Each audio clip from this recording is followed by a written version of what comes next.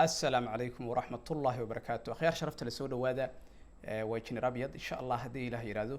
برنامج كان كوبان وحن أقول ترى قلناي إن أنا كذا هذرنا أما كوش شرحنا أما سي توصة بالأوقات دقنه وحا أي تهاي كريبتو كارنسي حقاق هذا بهدي آد كعصب تهاي channel كنا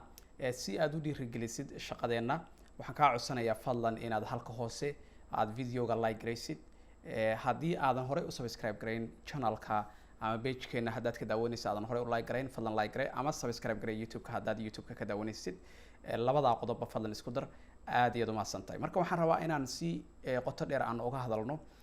cryptocurrency waxay tahay marka inta badan cryptocurrency-ga hadda waqtiga la joogo waxaa laga yaabaa in dhagahaada ay ku dhaceen dogecoin waxaa laga yaabaa inaad maqashay bitcoin ethereum lacaga noocaas oo tiro badan ayaa laga yaabaa in ay maskaxdaada ay ku dhaceen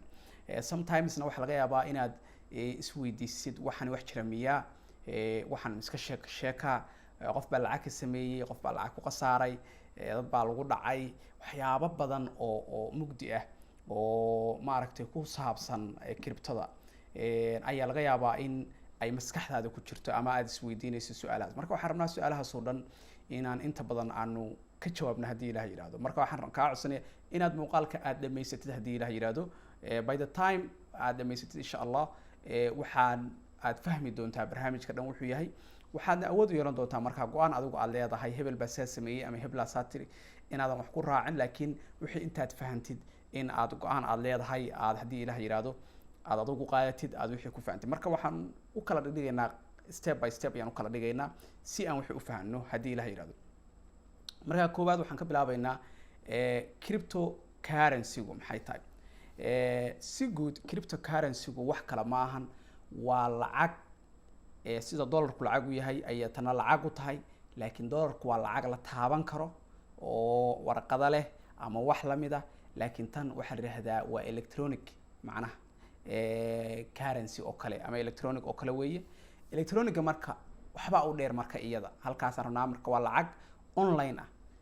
marka lacaga badan oo online ah jira oo lacag dollar lafkeeda iyadoo qaab bangi to bangi waa loo diri karaa qaab electronic oo loo diri karaa sida sahalka oo kale EFC-ga iyo wixii la midka laakiin tan way kasii ballaaran tahay intaa way kasii ballaaran tahay oo iyadu ma lahan bangi dhexe oo laga maamulo tusaale ahaan hadda lacagtan dollarka isticmaalaysid ama lacag markaad dhigatid EFC dhigatid ama wax la mida dhigatid lacagtaas waxa weeye waxa iskale ama M-Pesa dhigatid waxa maamula bangi la yaqaan baa maamula qolada yaqaan baa maamula xafiisyo leh iyaga lacagta haya iyaga lacagta ku haya maxaa la yiraahdaa hadii dawladdu ku baahato ama akhladaad samaysa ama wuxun kulay somehow ay wax dhacaan waa laga xanibi karaa lacagtaadii waa lagu yaqaanaa inta kugu jirtana waa la ogyahay waan la ogaan karaa daqiiqad walba loo baahdo arrinta labaad oo meesha ku jirta waxa weeye hadii loo baahdo in lagu track gareeyo waxyaabaha qabatay meelahaad martay waxaad gadatay waxaad samaysay dhammaantood iyadana si fudud ayaa loo ogaan karayaa oo just bank account numberkaada un bay laga tixraaci karaa wax alaala waxaad gadatay iyo meel walba aad martay iyadana waa la ogaan karayaa si fudud ayaa loo ogaan karayaa waayo nidaamka ayaa system ahaan u diyaarsan marka lacagtaas ama kaar ku wado ama online ku wado ama kaar ku wado Visa kaar ama Mastercard wado waa isla meeshii marka cryptocurrency-gu lacag online way tahay laakiin way ka duwan tahay taas oo iyadu central bangi maamula ma jiro oo dhexe waayo dollarka waad la socotaa bangiga maaragtay Federal Reserve-ga ayaa maamula lacagta Soomaaliga oo kale bangiga dhexe ee Soomaaliya maamula Soomaaliya lacagta Kenyanka bangiga dhexe Kenyanka marka bangiya maamula laakiin iyadu ma lahan bangiyadii dhexe ee maamulayay marka si guud waan isla fahanay in lacagtani ay tahay electronic inay tahay waan isla fahanay marka waxaan isweydiinaynaa waxa weeye lacagtan cryptocurrency-ga goormay soo ifbaxday ayaan rabnaa markaan wax ka taabano kow lacagtan waxaa jirtay amni darro ama ma aragtay walwal badan oo laga qabo ama ma aragtay kalsooni la-aan badan ama kalsooni darro badan oo ka jirta oo shacabka weynihii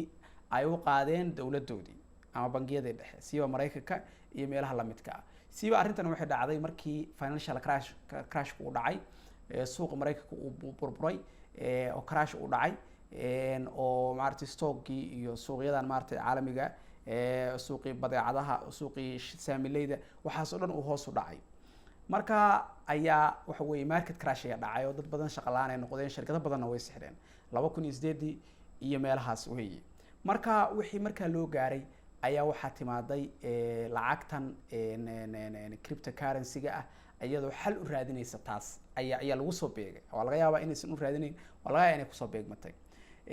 bangiga dhexe saad la socotid lacag ayuu iska soo saaraa lacagta uu soo saaro out of nowhere buu ka soo saaraa markuu soo saaro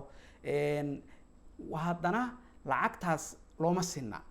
dadka taajiriinta oo kale waxaa laga yaabaa in lacag dheeri ah la iska sii siiyo tusaale ahaan 1 bilyan oo kale u baahan yihiin waa la sii siinaya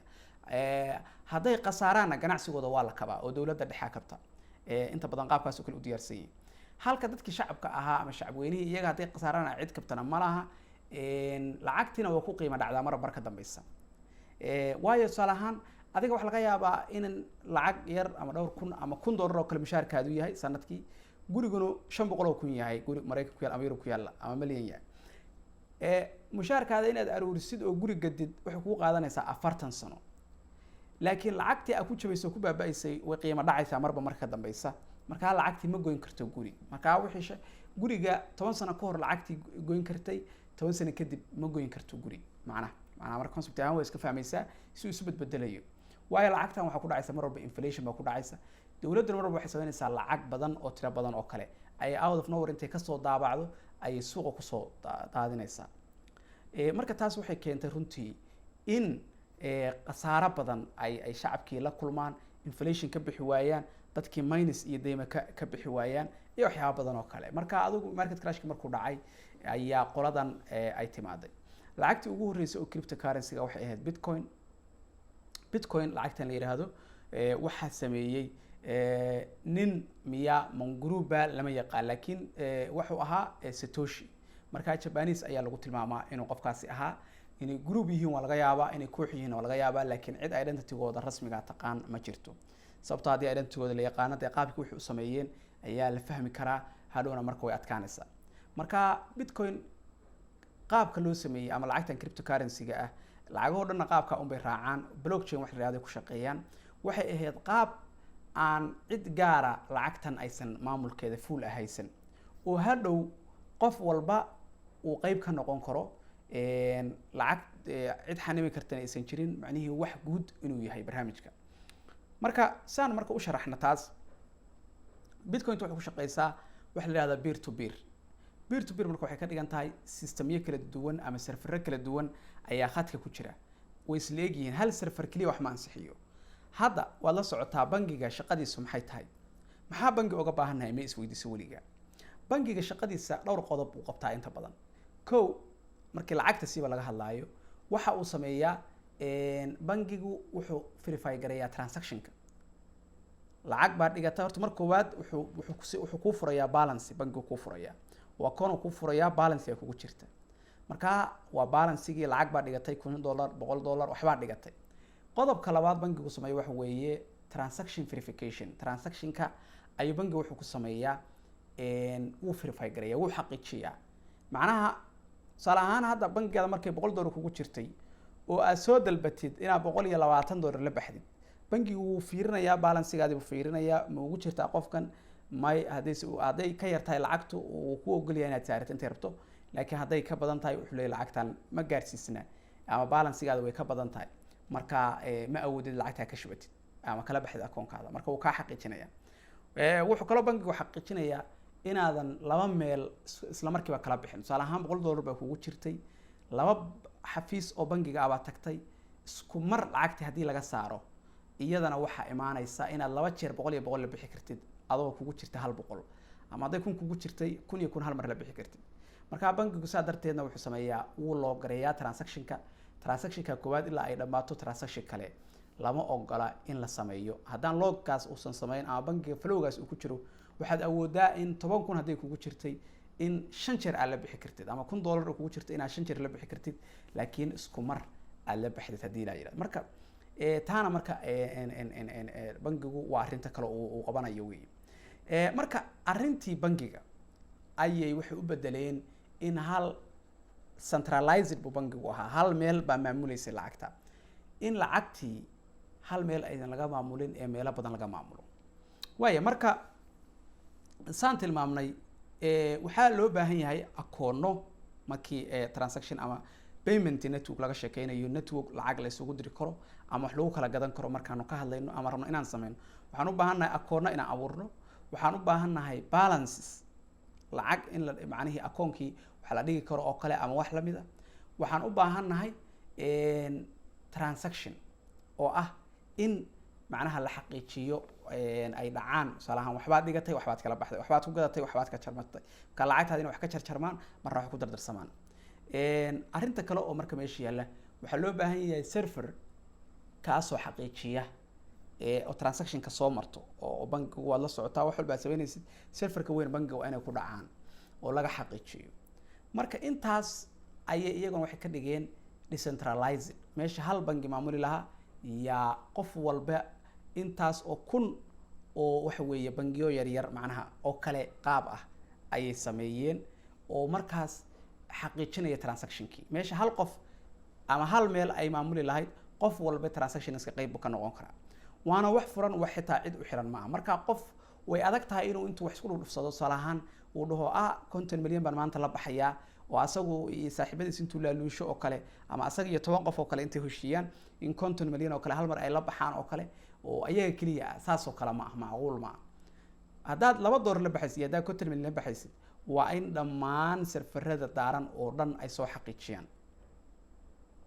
serveradaas waxaa loo yaqaanaa dadka ka shaqeysta miners ayaa loo yaqaanaa. mining waa dadka wax qota ama cryptada qota weeye. marka dadka cryptada qota ama minerska ah ayaa ah bangiga dhexe oo kale shaqadiisii qabanaya. waa wax lagu beeri karo, just wuxuu kaaga baahan yahay haddaad rabtid inaad miner noqotid oo rabtid inaad cryptada qodatid, wuxuu kaaga baahan yahay inaad computer power fiican leh aad soo qaadatid oo waliba computer loogu talagalaa jira, kuwa qabto 5,000 10,000 waxbay noqdaan, laakiin adigu 30,000 way gaaraan. waxa weeye computer powerful awood badan oo computing powerkiisu aad u sareeyo, processor aad u sareeyo leh, computerkaas soo diyaarsanaysaa waad rakibanaysaa. software loogu talagalay oo ay bitcoin leedahayna waa lagu shubayaa oo miningka ku sameynaya. muxuu marka miners ku sameynayaan? wax kale ma sameynayaan, waxay sameynayaan waxay xalinayaan oo xaqiijinayaan transactionka inay rasmi tahay in kale. transactionkii salahan hebel baa lacag la baxay ama hebel baa lacag ka shubtay, lacagtii bay xaqiijinayaan akoonkiisa laga saaray ama lagu shubanayay iyo xaqiijinayaan minerskaas. marka minerku cid xaniban ma aha, adiga saacada ilaha daawanaya miner waa noqon kartaa, lacagna waad ka sameyn kartaa. marka minerska maxaa faa'iido ugu jira ama ugu biirayaan minersku? waxa weeye lacag bay helayaan minersku, lacagtaasoo bitcoin ahaana baa helaysaa. marka transaction validation ku samaysid waxaad helaysaa sentiyo maxaa la yidhaahdaa mining ah, macnaha sentiyo waxaad helaysaa bitcoin ayaad helaysaa mar walba oo aad shaqaysid. marka kombiyuutaradaas marka hore inta aysan miningka samayn, marka hore waxa loo dirayaa basal waxyaabo xujooyina, waxa loo dirayaa waxyaabo aad adag ay ka shaqeeyaan, xisaabo aad adag ay ka shaqeeyaan. xisaabahaas marka hore ka shaqeynayaan kadib ay marka ay sameynayaan verificationka. marka hal computer oo kombiyuutaradaas online-ka ah ee daaran oo minerska kamid ah hadduu diido verificationka oo dhaho transactionka waxba ka khaldan, kulligood transactionka oo dhan waa la kansalaya, waa laga noqonaya. sidaa daraadeed qof gaar wax ma dhici karo, qof gaar wax ma isma daba-marin karo. kumanaan kun oo server oo daaran oo mid walba wax confirm gareynayo weeye, kulligoodna way isla confirm gareynayaan, qaab noocaas oo kale u shaqeynayaan. waa blockchain.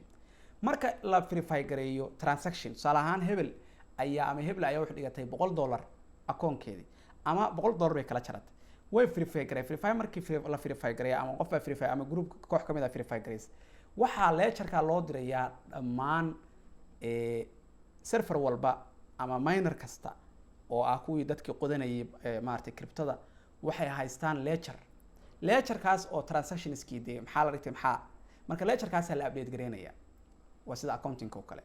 marka dhammaantood database-dooda update gareynayaan maadaama qofka waxa uu ku darsaday ama waxa uu ka jartay. marka dhammaantood database-yada ayay kala qaadanayaan. marka waa update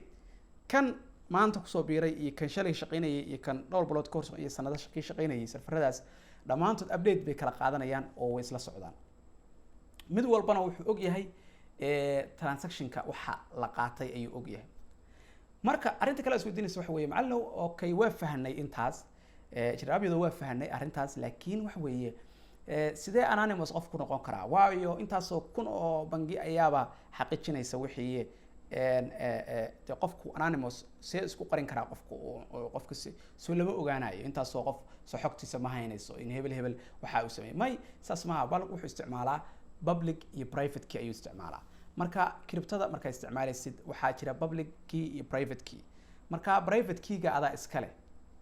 cidna ma siinaysid adiga un baa og public keyga un baad siinaysaa oo walletkaada wixii lacag loogu diraya wixii xaqiijinaya wixii adu marka public keyga ayaa la isticmaalaya private keygana adiga uu ku gaaraya marka public keyga ayaa dadka u sheegaysaa tusaale ahaan adiga haddii rabtid lacag lagu soo diro oo walletkaada lacag lagu soo diro just waxaad qoraysaa public keygaada ama wallet ID-gaada oo maaragtay cryptada walletkaada ka public ah ayaa dadka u sheegaysaa oo wax weey kan dadka public wax weey wax dadka loogu talagalay dadweynaha kaasa marka dadka u sheegaysaa oo lambarro iyo calaamado iyo lambarro la isku dardaray qoraallo iyo lambarro la isku dardaray waaye kaas dadka loo sheegaya kaasay dadku wixii lacaga ay kugu soo dirayaan marka private keygaada adaa iskale just waxa muhiim ah inuusan kaa xirman ama password waxa ku xiratay inaadan iska iloobin waayo hadda ka hor waxaa jirtay sheeko aad muhiim u ahayd oo maartay idaacadaha qabsatay nin intuu bitcoin maalgashtay waa hore kadibna inay ka xirmatay ayaa dhacday marka way ka xirmatay waxa weeye waxay kadibna waxa dhacday in dhowr milyan lacag 250 milyan lacag gaaraysa 250 kun oo dollar ilaa 300 kun lacag gaaraysa almost ay kaga xaniman tahay passwordkii iska iloobay darteed ma garanaysa cid ku furi kartana male wixii bangi ma ahan loo tagayo waxaad wax la raado inaad ilaalisatid ayaa la rabaa right marka technically marka waxaan isla fahanay hadda cryptada qaabka u shaqeysa minorsku qaabka yihiin iyo verificationka qaabka u socdo ma garanaysa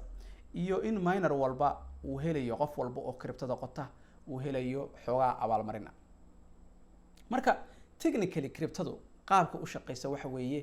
in distributed laga dhigo wixii oysan hal meel laga maamulin waxay kale ku shaqeysaa anonymous in wixii ay noqdaan wax qofku aan la ogaaneyn macnaheedu lacag baa heshay ama lacag baa la baxday ina adiga tahay cidna ma ogaan karto marka taana waa arinta kale oo muhiimka ah cryptadu marka taasay marka waxa weeye anonymity-ga ay aad u isticmaashaa waa tan ay hackersku isticmaalaan marka xitaa ay rabaan inay lacag ku dhacaan amaartay ransomware oo kale qola ay ka xirnabtaan kombiyuutarada waxa weeye ransomware-ku waa attack nooc kamid ah oo waxa weeye qolada hackerada oo kale xogtaada intay qabsadaan ka loo gareeyaan ama wax la mid marka halkaas ay lacagta noogu soo dir ku dhahayaan saas oo kale ilaa bangi caadi qof haduu ku dhaho igu soo dir waa la qabanaya mar walba moogta marka qasama cryptada in dadka wax dhacay kaliya isticmaalayaan laakiin cryptada macnaha qorshaha u shaqeysaa waxay tahay anonymous marka kii rabay inaan la dabagelin xogtiisa la baarbaaran wixiisa la helin oo daatadiisa lahayn uu isticmaali karaa kii kalena uu isticmaali karaa marka intaas ayayna qaybtaas aan kusoo gabagabaynaynaa muuqaalka kan ku xiga oo crypto insha Allah waxaan kaga hadli doonaa maalgashiga iyo cryptada iyo sida uu yahay waxaan ka codsanayaa mar labaad mar saddexaad inaad like gareysid videoga haddii aadan hore u like gareyn subscribe-na ku dhufatid haddii aadan samayn waayo waxaan arkaa inta badan dadka muuqaalada daawada ama ka faa'iideysta in aysan inta badan aysan subscribe gareyn akoonka ayaan arkaa haddaad sidoo kale Facebook ka daawanaysid sidoo kale fadlan like garee isku day inaad maartay muuqaalkan like gareysid page-kana subscribe aad dahdid like aad dahdid aad ayaad u mahadsantahay waa engineer Abiyad salaamu calaykum waraxmatullaahi wabarakaatuh